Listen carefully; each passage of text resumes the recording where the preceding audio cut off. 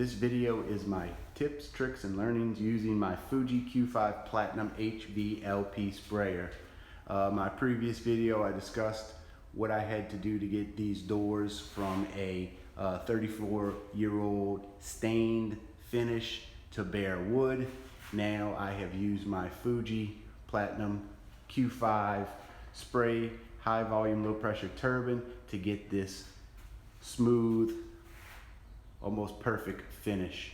What I did is first I sprayed these doors with 3 coats of primer. Primer's thin, and once I started putting down my paint, I started to see small hairline cracks in all of my reveals.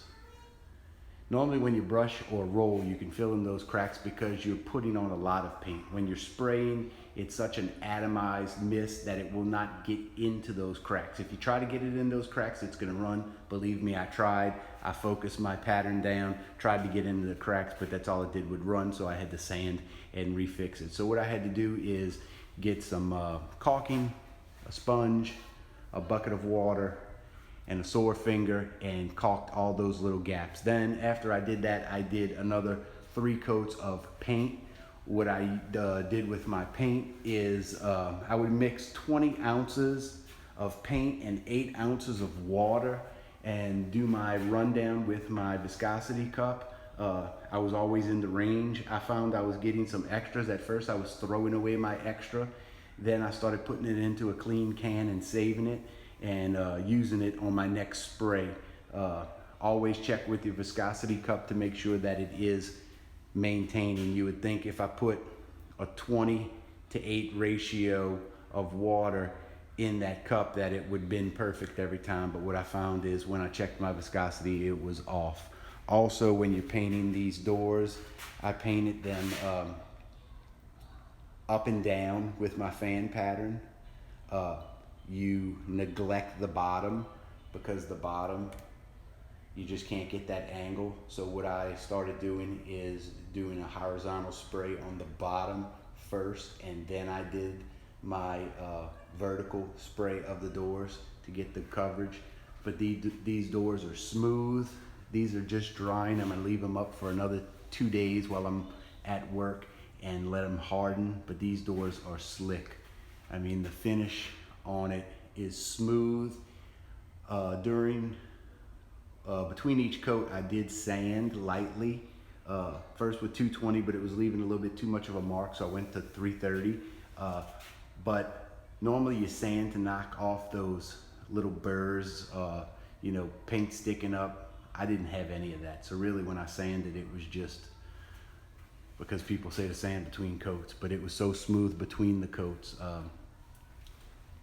Mix your paint, clean your gun, don't step on your hose. Right here in this section of doors, my hose would get built up, and on one of my second to last coats on this door right here, I stepped on the hose and it just splattered the paint. Luckily, it leveled out pretty good, and I only had to hit it with a sandpaper a little bit, but overall everything came out great.